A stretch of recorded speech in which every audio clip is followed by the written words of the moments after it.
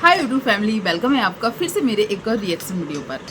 वैसे बहुत सारी चीज़ें सोशल मीडिया पर आ रही हैं जो यदि लोग शायद मौके का फ़ायदा उठाते हैं या क्या, आप लोग पूरा वीडियो देख के बताइएगा। वैसे मैं थोड़ा सा बता दूं कि शिवानी और अभिषेक बहुत निर्दयी हैं, कठोर हैं, पत्थर दिल हैं। उनके सामने लोग गिड़गिड़ाते हैं फिर भी ये लोग पिघलते नहीं हैं, या फिर आरोप लगाए गए हैं सिर्फ गरीबों के लिए ही ये लोग ऐसे काम करते। किसी अमीर इंसान से या बड़े इंसान से ये लोग नहीं टकराते। ऐसे आरोप लगाए गए हैं कि गिड़गिड़ाए हैं, माफ़ी मांगी है, फिर भी इन लोगों ने तरस नहीं खाया। पूरी बात क्या है, पूरा वीडियो देखिएगा। और हाँ, लिपस्टिक वाली जो हैं भौजी, गुटका भौजी, इनके ऊपर आरोप लगाए गए हैं या वीडियोस कोई बना रहा है, मैंने तो नहीं बनाई है, कि इनकी 2-3 पेमेंट आ चुकी हैं। इसमें कितनी सच्चाई है कितनी सच्चाई नहीं है ये भी पूरा देखिएगा। वीडियो पसंद आए तो प्लीज़ लाइक कीजिएगा, शेयर कीजिएगा, हो सके तो हाइप दीजिएगा। और यदि आपकी राय कुछ और ही है या फिर कुछ अच्छा लगा बुरा लगा, उसको भी आप कमेंट सेक्शन के जरिए बता सकते हैं। तो चलिए मैं स्टार्ट करती हूँ आज का वीडियो। वैसे जो शिवानी की वीडियोस देखते हैं उनको पता होगा, आज से लगभग 1-1.5 साल पहले कुछ ऐसी कंट्रोवर्सी हुई थी जो शायद हम लोगों ने सोचा ही नहीं था, क्योंकि वो एक ऐसे इंसान से हुई थी जो सोशल मीडिया पर था ही नहीं। पर हाँ, उसको मौका ज़रूर मिल गया सोशल मीडिया पर आने का। तो मैं बात कर रही हूँ पार्लर वाली दीदी की। वैसे उन दीदी ने कमेंट सेक्शन में मेरे कुछ कमेंट भी किए थे। कभी उनको मेरे वीडियोस पसंद आते, कभी नहीं आते हैं। पर मैं यहाँ पर यदि वो वीडियो देख भी रही होंगी तो मैं उनको बोलना चाहूँगी कि मैं आपके खिलाफ़ बिल्कुल नहीं हूँ। ना मुझे ये लगता है कि मुझे आपको नीचे गिराने की कोई ज़रूरत है। मैं आपको क्या, किसी को भी नीचे गिराने के लिए मैं नहीं सोच सकती। पर जो चीज़ें मैंने सोशल मीडिया पर देखी, मैं उसके अकॉर्डिंग यहाँ पर बात करूँगी। और आप हो सकता है पर्सनली बहुत अच्छी हो, सिर्फ आप, जैसे कि आज की वीडियो में आपने बोला कि शिवानी के अलावा आज तक इनकी कभी किसी से बहस नहीं हुई है, किसी को बुरा नहीं बोला है, हो सकता है। पर हम तो उसी चीज़ के ऊपर बोलते हैं ना जो सोशल मीडिया पर या यूट्यूब पर हमें दिखा है। तो जैसे कि इन्होंने बोला कि ये बहुत अच्छे थे, ये हमेशा मैं हमेशा जहाँ पर वीडियो बनाती हूँ ना, सामने से रोड है, गाड़ियाँ जाती हैं, लोग जाते हैं, कभी कभी चिल्लाने की भी आवाज़ आती है, तो मैं बहुत ज़्यादा डिस्टर्ब हो जाती हूँ। तो मैं बात कर रही थी पार्लर वाली दीदी ने जैसे बोला कि इन्होंने कभी किसी के साथ लड़ाई झगड़ा ऐसी चीज़ें नहीं की, ना कभी किसी को गलत बोला है, पर पहली शिवानी ही थी। सोचो, इन्होंने ऐसा बोला है, कितना सही कितना गलत नहीं पता, पर हम शायद उसी चीज़ पर बात करते जो हमें सोशल मीडिया पर दिखता है, यूट्यूब पर दिखता है, उसके ऊपर रिएक्शन देते हैं। तो जो अभी एक वीडियो आया था शिवानी का, उसने उस वीडियो में दिखाया था कि वो इलाहाबाद गई है हाई कोर्ट। किस केस से रिलेटेड गई है, जो शिवानी को फॉलो करते हैं जानते हैं, या उसके पिछले वीडियो कुछ सालों के देखे हैं उनको पता होगा। लगभग 1 से 1.5 साल पहले पार्लर वाली के साथ उनकी कंट्रोवर्सी हुई थी। और जहाँ तक शिवानी अभिषेक को बोलते हुए देखा गया है, वो हमेशा ऐसी चीज़ों से दूर ही रहते हैं, क्योंकि उनकी एक साफ सुथरी इमेज बनी हुई है सोशल मीडिया पर। तो वो पहले तो इन सब चीज़ों पर चुप रहना ही पसंद करते हैं। पर जब आगे से यदि किसी ने पार्लर वाली जो कंट्रोवर्सी हुई थी वो देखी है, तो आप लोगों को ज़रूर याद होगा शिवानी को तो गाली गलौज दी ही गई थी। उसके साथ साथ उनकी मम्मी को बहुत गंदी गंदी गालियाँ दी गई थी, मम्मी के बारे में बहुत कुछ गंदा बोला गया था। मुझे लगता है शिवानी ही क्या, कोई नॉर्मल सी भी लड़की होती ना तो उसको भी बर्दाश्त नहीं करना चाहिए, क्योंकि उसकी माँ के बारे में इतना गंदा गंदा बोला गया है। जब कंट्रोवर्सी हुई थी ना, आपको याद होगा जो ये पार्लर वाली है, इनके पार्लर पे डेली डेरा डाल के कौन कौन बैठता था, बाधा देवी और वो पाखी, ये सब लोग डेली डेरा डाल के बैठते थे और सब मिलजुल कर अपने अपने चैनल पर शिवानी की बुराई करते थे, शिवानी के बारे में कुछ ना कुछ ऐसी बुराई बोलते थे। बहुत कंट्रोवर्सी होती थी उस टाइम पर। शायद मैंने आज कमेंट के जरिए देखा कि शिवानी ने पहले इनको थाने में ना कहीं पे बुलाया था, पर ये इतनी अकड़ में थी कि ये नहीं गई थी। उसके बाद शिवानी को शायद बड़ा कदम उठाना पड़ा और ये केस करना पड़ा। तब इन्होंने माफ़ी नहीं मांगी, तब इनको बुरा नहीं लगा। तब तो इनको कौन, बाधा देवी, पाखी, इन सब के साथ मिलकर वीडियो बनाने में बहुत मज़ा आ रहा था और बहुत अच्छा लग रहा था। और कहीं ना कहीं तुरंत इनका चैनल भी इनने बना लिया था, तो इनको लग रहा था अब हमारा चैनल भी चल जाएगा। देखो, उस समय तो सबने आपका यूज़ किया, चाहे वो बाधा देवी हो चाहे पाखी हो। आज कोई भी आपके साथ नहीं दिखाई दे रहा है। आप शायद इतने छोटे नहीं हैं, आपके शायद बच्चे भी हैं, आपकी बेटी भी है शायद, आपकी वीडियो में मैंने सुना है। तो आप इतने छोटे तो नहीं थे कि किसी के बहकावे में आके आपने किसी ऐसी लड़की के ऊपर जिसका ना पिता है ना भाई है, उसकी माँ के ऊपर इतने गंदे गंदे गाली गलौज किए, और तो और कहीं ना कहीं तुम्हें लगा कि उनके साथ ऐसी कंट्रोवर्सी करके आप भी बाधा देवी जैसे सोशल मीडिया पर एक जाना माना चेहरा बन जाओगे। आपको ऐसा लगा, मैं बोल नहीं रही, ऐसा हुआ। तो उस टाइम तक आपको सब कुछ अच्छा लग रहा था, पर जैसे ही केस हो गया फिर इनको लगा कि शिवानी ने तो सच में यार अच्छा एक डिसीजन लिया है, शायद ऐसे कई लोगों को सबक मिलेगा।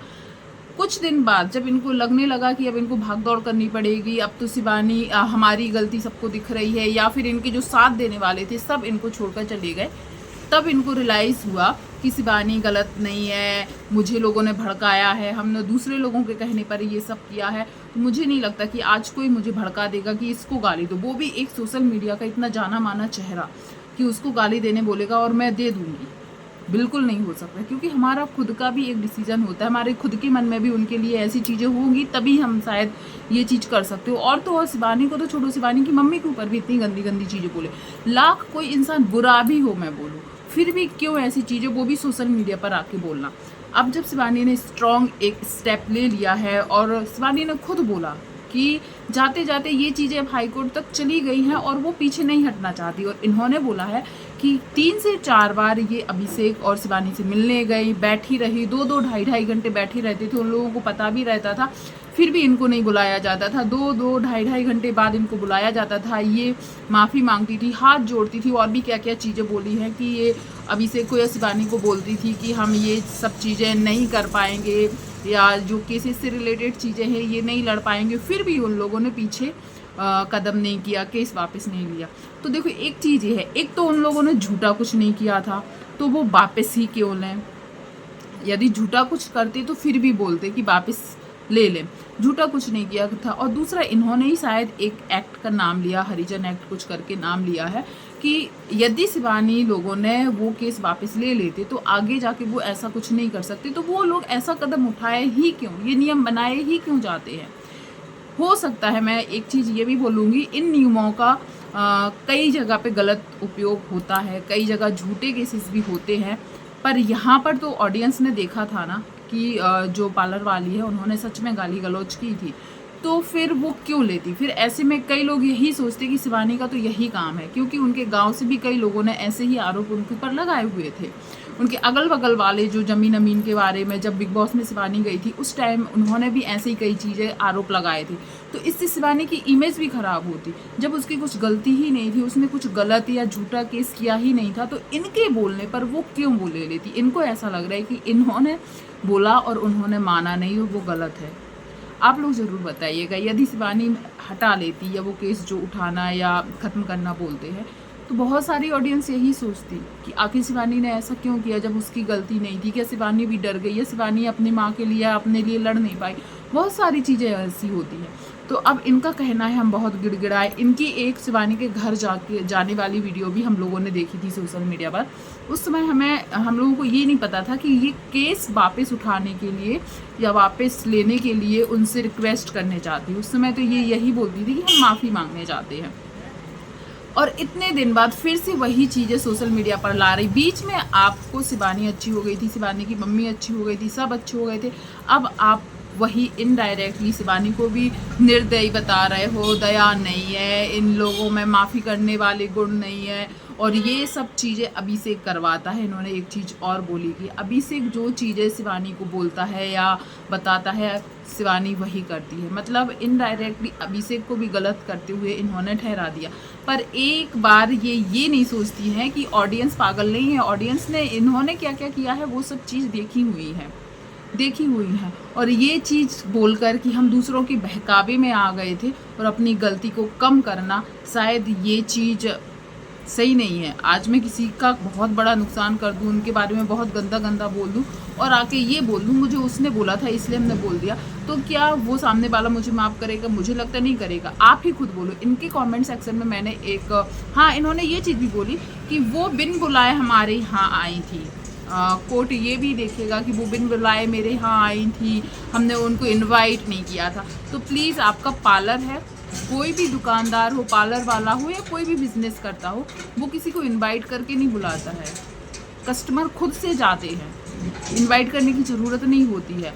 आपको एक कमेंट भी आया है और उस इंसान ने कमेंट बहुत अच्छा किया है कि यदि आप किसी की दुकान पे जाएं या किसी और चाहे वो पार्लर ही क्यों ना हो या किसी चीज़ की भी शॉप हो, आप वहाँ पर जाएं और दुकानदार आपको गाली गलौज करे, तो क्या आप शांत रहेंगी? नहीं रहेंगी, आप बोलेंगी। और वो बात जब आपकी माँ पे करेगा, बाप पे करेगा, तब आप शांत रहेंगी? नहीं, बोलेंगी आप। बहुत अच्छा कमेंट किया जिसने भी किया हो। तो सही, जाहिर सी बात है, यदि आपके साथ कोई गलत करेगा तो आप बोलेंगी। तो आप शिबानी के साथ जब गलत कर रही थी तो वो क्यों ना बोलती, जवाब दे रही थी। आपने तब माफ़ी नहीं मांगी, तब लड़ाई झगड़े वाले दिन तक की छोड़ो, उसके बाद भी कई दिन तक आपके चैनल पर वीडियोस आई, आपने तब भी माफ़ी नहीं मांगी। तो अब माफ़ी मांगने का क्या मतलब है कि आपके कहने पर शिबानी वो केस ले लेती?